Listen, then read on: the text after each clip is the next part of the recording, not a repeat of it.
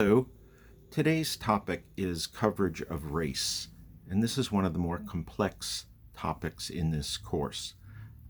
It's not only weighted heavily with emotion, but it permeates a great deal of news coverage, as we've seen in recent weeks. Race plays a factor in immigration, in healthcare, in education, in politics, in the environment, in agriculture. So it's really important to think about the racial components of coverage and ways in which they could be improved. There are three main critiques uh, of journalism as an institution that people make on the issue of race. One is that there are too few people in the newsroom of color, not enough reporters, not enough editors. Second is that there there is not enough coverage of issues that are important to people of color and should be important to all of us. And the third is that it's rare for people of color to rise to management positions or ownership positions. I mean, in a way that, that's something that journalism has in common with many other businesses and industries as well. I think on the first point, the diversity of hiring, I think many news organizations have made mighty efforts in the last 20, 25 years to greatly increase the diversity of their staffs. There are internship programs, there are entry level training programs, and there are many foundations that reach out and work with people of color and students of color. And I think at most of the big organizations, you can see the progress. If you read the bylines, you will see names that reflect many different cultures. Just about 2 years ago on its website, the New York Times started having a picture of the reporter next to the byline at the top of the story. And I don't know if they did that for diversity reasons and the optics of it, or whatever reason, but it does illustrate the diversity of the staff. And I think most of the other large news organizations in this country, the big papers, the big broadcast stations, the big cable companies, have made a similar effort. Um, so I think a lot of progress has been made, but it's still not enough. And many, many years ago, back in the early 70s, the executives who run the news business in the United States got together and made a pledge that over 20 years, the diversity of their staff should more or less reflect the diversity of the readership and of the population in the area where they published. And for the most part, they're still very far from those goals. I think that the biggest, wealthiest news organizations have done better, partly because they have the resources. They're making more money, they're expanding, and so they're often eager to bring in uh, people of color and other young people who infuse them with energy. Whereas a lot of the mid-size and smaller papers have been failing, losing readers, losing advertisers, lower advertising rates, and the staffs are shrinking actually rather than expanding. And in that environment, it's very hard to diversify your staff. This point about the diversity of the staff sort of plays into the second critique, uh, which is that uh, journalism as a whole doesn't pay enough attention to the concerns of people of color. And I think that, and we talked about this a little earlier in the semester, that a publisher or any news executive has to decide, do you give your audience coverage that they want, or do you give them coverage that you think they need? And that can be a tough call sometimes. I'm reminded of an incident from long ago. I guess this would have been in the 80s, when I was working full time at the New York Times, and the Times organized a panel discussion of four of its staff to talk to a group of about 800 New York City school teachers. And the panel was chaired by Abe Rosenthal, who was the executive editor of the Times and probably one of the more influential journalists in this country in the second half of the 20th century. And one of the teachers asked, why is this? The Times has two reporters based in Boston and doesn't have any reporter based in the Bronx. And Abe thought for a minute and he responded, well, we have more readers in Boston than we do in the Bronx. So, from a business point of view, that was an appropriate answer. But it was also a measure of how, for decades, the Times coverage was sort of Manhattan-centric, and it sort of defined what it covered in that sense. And I think over time, it started looking into the rest of the city, the suburbs, and expanded its international coverage as well. But and you may have seen this if in All the President's Men or in other movies about journalism like Spotlight, that most news organizations every day have at least one meeting of the staff, usually department by department. And there are often two meetings. There's a morning meeting where people talk about what's happening that day and what events need to be covered and sort of the priority of their feature articles and how urgently they need to be published. And then there's usually a meeting in the late afternoon where the editors sit around and say, they pretty much decide what's going into the paper and what will go on page one and what will go inside and what's the most important sports story and what's the most important politics story and so on. And unless you have people participating in those meetings who represent other populations within your readership area, you're going to have sort of a narrow focus. One of the things that struck me about All the President's Men, and I need to keep reminding myself as well as you that it's not a documentary. It's a Hollywood work of fiction, but most journalists believe it's very, very accurate. And in all the discussions in the newsroom, and there are many in that film, you only see one black person, and that black man is not sitting at the table with the top editors. So the question is, how do you understand what people want if you don't have people who come from that culture? Consider immigrant groups within, let's just say within New York City. And there's a sort of a tendency among journalists to say, oh, the Latinx community or the black community, as if this just represented one group of people who were all the same. And, it's very clear to people who know, who understand Latinx culture, that there are many different cultures, and there are many, if you were going to say, this is just off the top of my head, like the differences between Mexicans in New York City and Dominicans in New York City. They may speak the same language, but they don't necessarily speak the same slang or the same idioms. Their food differs in significant ways. Their music differs in significant ways. And, maybe their political goals or their ambitions for their children different. Unless you're out in the communities asking questions, you're not likely to come up with the answers. And we see, just in New York City, hardly a week goes by when there isn't a race-related issue in some other area, whether it's healthcare or in this past week, there were several education stories. The mayor announced that the city was ending its gifted children program because he feels it contributes to segregation. And you probably know this, New York has by far the largest school system in the country with 1.1 million students, and about 75% of them are people of color. and yet the Young and Gifted program is about 80% white.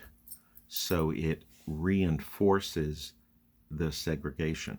There's also data in the census and in various analyses that show that New York City is one of the most segregated cities in the United States. So that, that's something to think about. I mean, you can look at this puzzle of different cultures in different ways. Um, I think during elections, I think about this a lot because there's so much discussion about the Latino vote and the black vote as if they all get together and march to the polls and cast a ballot in the same way. And good reporters, good journalists understand that there are differences by culture, and there are also generational differences. If you think of let's say, the Cuban population in Florida, and many of the oldest generation, let's say people older than me, um, came to Florida in the mid 50s when they were fleeing Castro. And politically, they're very anti Castro, and they gave a lot of money to local politicians, and they swing a lot of weight in Florida elections.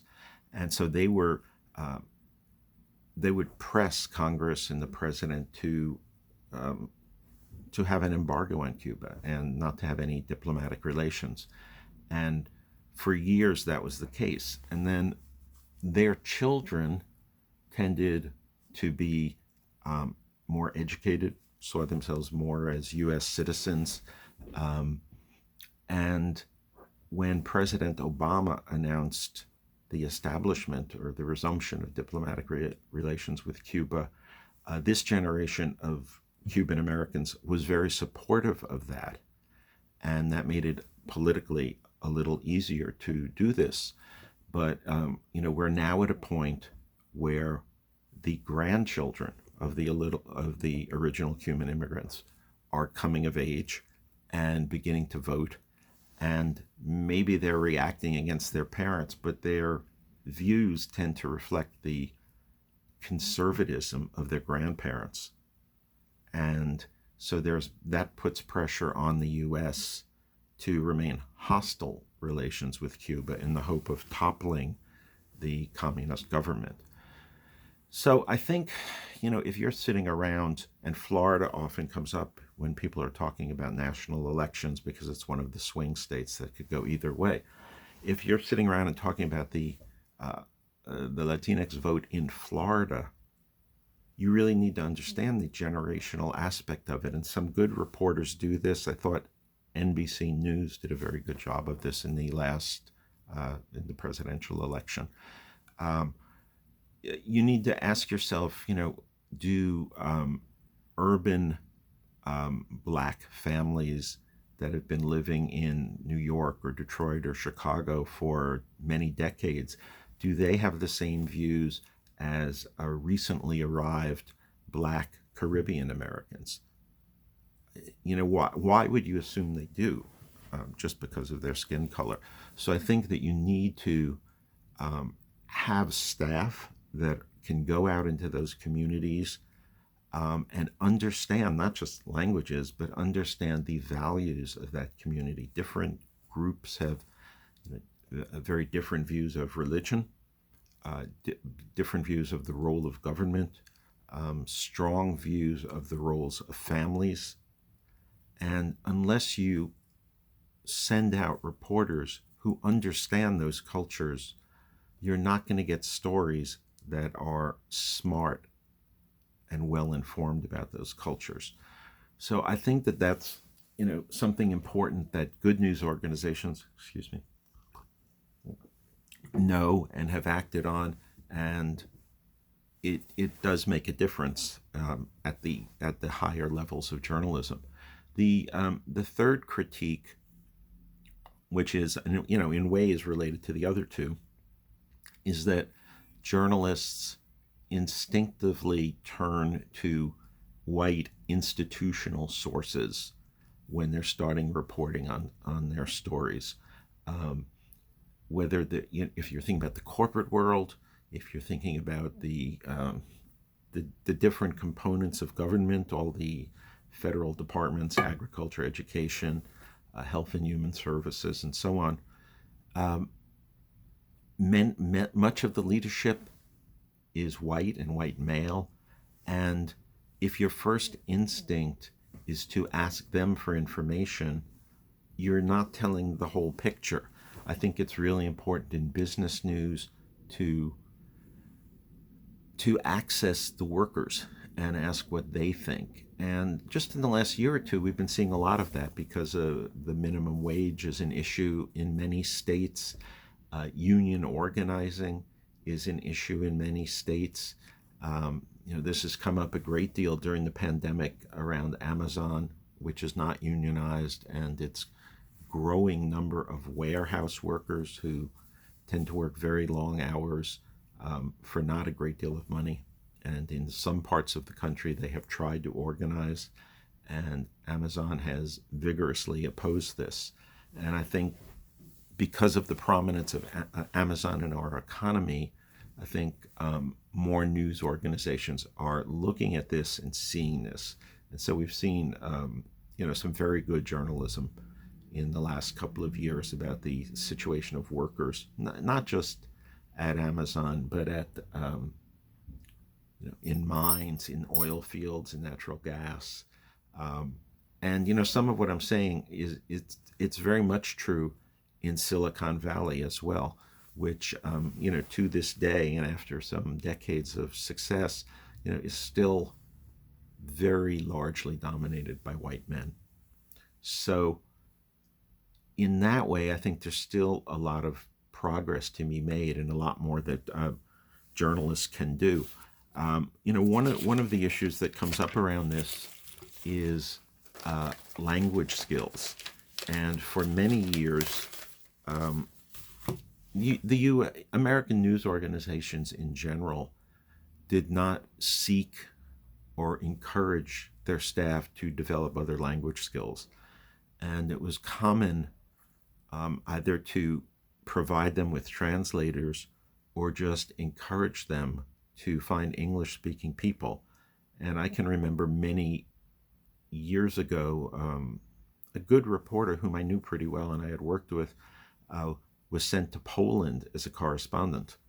And I said to her, just before she left, I said, "Do you speak Polish?" And she said, "No, not a word." I said, "Are they training you?" She said, "Nope. They gave me a couple of books about Poland." And I talked to her a couple of months later when she was there, and I was editing stories of hers, so we're talking by phone. And I said, "So where do you get the information?" And she said, "Well, a lot of the taxi drivers and bartenders and doormen speak English." So, that's pretty alarming to think that's how you're understanding a foreign country, by relying only on the English speakers. A former student of mine who's become a good friend is Ken Belson of the New York Times. And currently Ken is covering the National Football League, not as games coverage, but as a business. And before the Times hired Ken, he lived in Japan for a number of years. He's married to a Japanese woman. He's part of her family, and he's fully fluent in Japanese and really understands the Japanese culture. And he told me that in the years he was based in Tokyo, every single day the Japanese government has a briefing for journalists to make announcements, to take questions. And Ken said actually in Tokyo they had two briefings. One was conducted in Japanese and the other was conducted in English. And he said, if you went to the one that was in Japanese, he said, first of all, you could, sometimes pick up the nuance or subtlety or context in which an official was saying something, whether it was because of slang expressions or an aside to someone else or even body language. But, maybe even more important, Ken said, the audience was largely Japanese journalists, and just hearing what they said among themselves, the questions they asked, he felt like he was getting a much deeper understanding than if this had been the English language translation. So, I think that, that's an important lesson learned. And I think the press, or at least the big newspapers to some extent, understands that, and as coverage in Africa and elsewhere in the southern hemisphere has expanded, and after the series of wars and hostilities in the Middle East, I think now there's a significant demand from American news organizations for journalists who speak Arabic, Pashtun, Urdu. Um, there's great demand for American journalists who speak Chinese, for those who speak Portuguese, so they can cover Brazil. So, I think at some level the light has gone on, and news executives understand this and are making efforts. But there's always more room to do better, and sometimes trying to understand what's going on in another country can be pretty confusing. And in the case of Great Britain and the Brexit referendum 5 years ago, to this day, it's hard for many American journalists to understand why a majority voted to leave the EU, and what the fallout of that is continuing to be. So, I started out talking about race, and now I'm talking about multicultural thought and multilingual thought and ability. And, one of the things this reminds me of, and I think this was probably true even of your generation, that there was this ideal vision of American society that was known as the melting pot. And this sort of came about in somewhere around 1900. And the notion of the melting pot was immigrants would come from different countries, and they would bring their own customs, their own habits, their own visions, and fairly quickly, in this idealized version, fairly quickly they would sort of learn what America meant and what American values were, and they would be assimilated into America. In other words, they would all be ingredients that were put into the pot, and they would melt and come together like a soup or a stew. And that's sort of, a lovely romantic version of, one nation, indivisible. Of course, it wasn't always true. And for as long as it's had immigrants, the United States has, or even before it was the United States, the colonies and territories had programs and policies that were, quite racist. And I think it was only probably not until the 1970s that people began questioning this idea of the melting pot, and is this ideal? And a new phrase emerged, and that was the gorgeous mosaic, where each culture would bring values and they would all be joined together, but each would be a distinct element, as in if you think of like a mosaic tile work. And, I think that's such a nice notion, because it acknowledges the distinct identity of different groups, rather than saying, wouldn't it be great if we all, were sort of a faceless bowl of soup. Maybe I'm overstating that, but I think that we can look for coverage that we feel is thoughtful, balanced, and shows some understanding of the complexity of race. It's not just an American issue, of course, but in this course we're focusing mostly on the American press. So I think, as you read coverage this semester and you think about these different issues, I think you should think about how well different races are being represented, and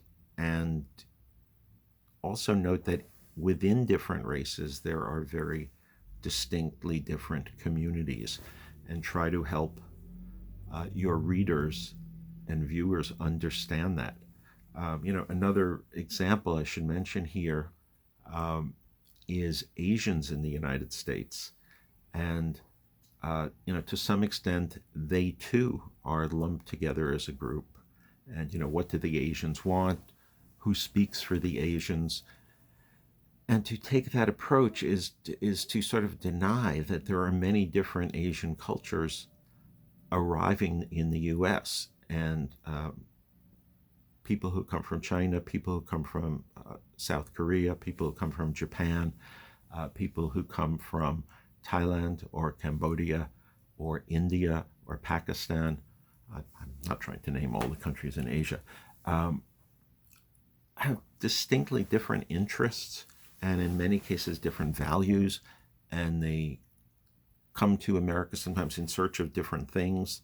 And to just lump them all together and say, what do Asians want, it's a way of putting up fences, rather than trying to build understanding of, the wonderfully diverse population of New York and the broader United States. So I think that the press can do better. I hope you will hold it to a high standard. And, as we go forward in the second half of the semester, pay attention to the issue of race and how it plays out. In the next several weeks, we're going to be looking at different aspects of New York City and New York State policies and politics. And there are many different aspects that we could focus on, but one that's quite interesting is that we have the Democratic candidate for mayor, Eric Adams, is a black man, and he will almost certainly be elected. And to what extent the black New Yorkers are united behind him, what values he stands for, what's important to him, what's important to his supporters, many of whom are white. How does that play out? And I think that there's always a lot to chew on. I've seen many articles. We've all been hearing for years about income inequality, but I think in the last 6 months or so, maybe even longer than that, we've been hearing about healthcare inequality, food inequality, environmental inequality, and I think it's well covered in some places and less well covered in others, but it is something I would like to pay attention to and have you pay attention to. This is one of those subjects where I really wish we were all together in a room and had an opportunity to discuss this and hear different points of view, but we don't. If you want to express your views to me, that's fine. I'd be really happy to hear them and respond to them. If you would like to circulate them within the class, tell me that. And I wouldn't do that without your permission, but if you're trying to generate a response, I'd be happy to facilitate that as well. So that's it on this subject. Let me know if you have any questions, and thank you for listening.